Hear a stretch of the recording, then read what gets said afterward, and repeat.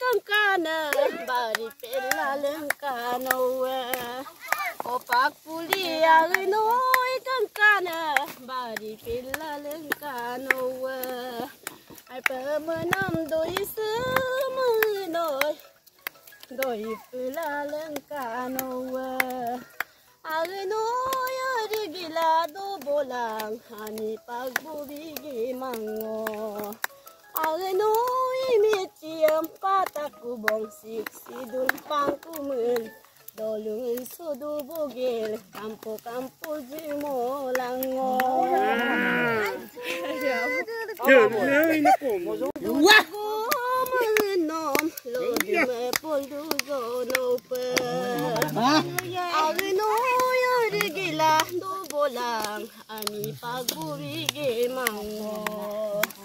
agnoy mitiam patakubong sidul pangkumul dolung sodu bugil kampo jimolango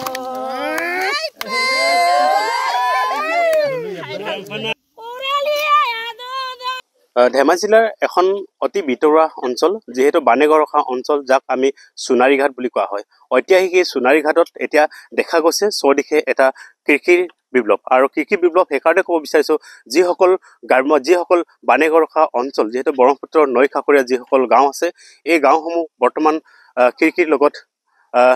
যথেষ্ট ইয়াতেই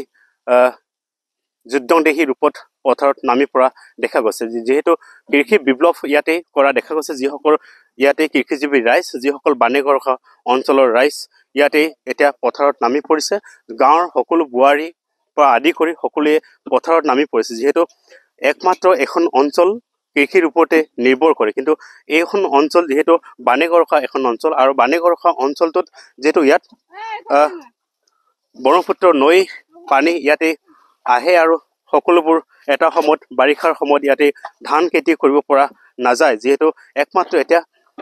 সৰিয়হ খেতি আৰু ইয়াতে আলু লগতে মটৰ মাহৰ খেতি কৰি ইয়াতে এইসকল কৃষিজীৱী ৰাইজ জীৱিকাৰ একমাত্ৰ পথ হিচাপে বাছি লোৱা দেখা গৈছে এই যিসকল কৃষিজীৱী ৰাইজ ইয়াতে আছে যিসকল ইয়াতে মটৰ মাহৰ খেতিৰ কাৰণে এতিয়া বিখ্যাত হৈ পৰিছে সোণাৰী ঘাট মেৰিপমা বিভিন্ন অঞ্চলবিলাকত আৰু এইখিনি মই চিঙি থকা যিবোৰ দৃশ্য এই দৃশ্যখিনি মই প্ৰথমতে মোৰ যি সতীৰ্থ আছে তেওঁক মই দেখুৱাবৰ কাৰণে মই অনুৰোধ জনাইছোঁ আৰু লগে লগে যিসকল ইয়াতে ৰাইজ আছে তেওঁলোকৰ পৰা আমি কথা পাতিবৰ যত্ন কৰিম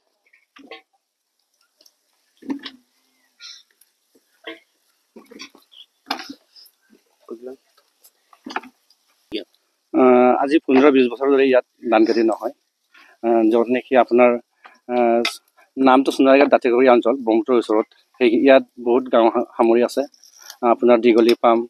চুঙনীয়া কচেক দেউৰীঘাট মেৰিপমা ৰেগাচাপৰি আৰনে এনে যিমান দাঁতিকাষৰীয়া অঞ্চল আছে এতিয়া আমাৰ প্ৰধান উৎসটো হ'ল আমি মটৰ মাহৰ খেতিৰ জৰিয়তে আমি আইন কাতি মাহৰ পৰা এই আমাৰ বহুত জামালা হয় হেৰি হয় অসুবিধা হয় আইন কাতি মাহত মিচিং মানুহৰ যিকোনো অভাৱ অনিজন সেই সময়তে হয় সেইটো কাৰণে আমি ইয়াত বাছি লৈছোঁ যে মটৰ মাহৰ খেতিৰ জৰিয়তে আমি কিছু আৰ্থিকভাৱে সবল হ'ব পাৰিম নেকি সেই স্বাৰ্থ লৈ কৰি আমি আজি 4 বছৰ ধৰি ইয়াত একেৰাহে আমি প্ৰায় সৰিয়হ খেতি কৰাৰ অকণমান বাদ দিছোঁ প্ৰায় যিমান গাঁৱৰ এই অঞ্চলৰ যিমান মানুহ আছে আমি একেলগে মটৰৰ খেতি কৰি উপাৰ্জন কৰি আছোঁ সৰিয়হ খেতিও দেখিছোঁ বিভিন্ন জেগাত সৰিয়হ খেতি প্ৰায় যিমান হ'ব লাগিছিল সিমান হোৱা নাই আমি চবেই প্ৰত্যেকজন ঘৰৰ মানুহে এতিয়া মটৰ মাহৰ খেতি কৰাত লাগি আছোঁ কিমান হেক্টৰ মান হ'ব ইয়াততো 1000 হেক্টৰৰ ওপৰত বেছি আছে আপুনি উজনি চিৰিটঙানীৰ আধা অংশ বুঢ়ীচুটি মুক্তিয়াৰ সম্পূৰ্ণ অংশ বুলি ক'ব লাগিব গতিকে সেই অঞ্চলকেইটাত আমি সেই জিপি হিচাপে দুখন গাঁও পঞ্চায়তৰ অন্তৰ্গত যিমান ইয়াত গাঁও আছে সকলোৱে এই চহৰ অঞ্চলত বা আমাৰ ব্ৰহ্মপুত্ৰ নদীৰ বাহিৰৰ যিখিনি মাটি আছে সেই মাটিবোৰত প্ৰতি ঘৰৰ মানুহে মটৰ মাহ খেতি কৰাত ব্যস্ত হৈ আছে ইয়াৰ পৰা আমি বিভিন্ন জেগালৈকে আপোনাৰ শিৱসাগৰ অসমৰ বিভিন্ন চুকেকোণে ক'ব লাগিব ইয়াত অসমে বুলি নহয় অৰুণাচললৈকে ইয়াৰ পৰা বহুত মটৰ মাহৰ আমদানি হয় ৰপ্তানি হয় ইয়াৰ পৰা উচিত মূল্য পাইছে ইয়াত আমি প্ৰথম অৱস্থাত আমি 1 টকাকৈ পাইছিলোঁ এতিয়া সকলো ৰাইজৰ খেতি চবেই ওলালে সেই সময়ত আমাৰ যিটো ৰেট সেই ৰেটটো ক্ৰমান্বয়ে দিনক দিনে কমি হৈ আহিছে বৰ্তমান 25 পৰা 30 টকাৰ ভিতৰত সেইখিনি মটৰ মাহ বিক্ৰী কৰি আছোঁ কিন্তু প্ৰথম অৱস্থাত আৰম্ভণিত আমি এমাহৰ আগত 100 টকাৰ পৰা 70-80 টকাৰ ভিতৰত আমি বিক্ৰী কৰিছিলোঁ। এয়া আছিল কৃষক যিসকল ব্যক্তি ইয়াতে উল্লেখ কৰা দেখা গৈছে, যিসকল বাণীগড়খা অঞ্চলৰ যিসকল কৃষিজীৱী ৰাইজ এনেদৰে পুৱাৰে পৰা ব্যস্ত হৈ সন্ধিয়া ভাগত এনেদৰে পথাৰত নামি পৰে আৰু একমাত্ৰ এইখন অঞ্চলৰ লোকসকলে বাৰিষাত যিহেতু ধান খেতিৰ পৰিৱৰ্তে মটৰ মাহৰ খেতি আৰু সৰিয়হ খেতি আৰু আলুৰ খেতি কৰা পৰিৱেশ দেখা গৈছে।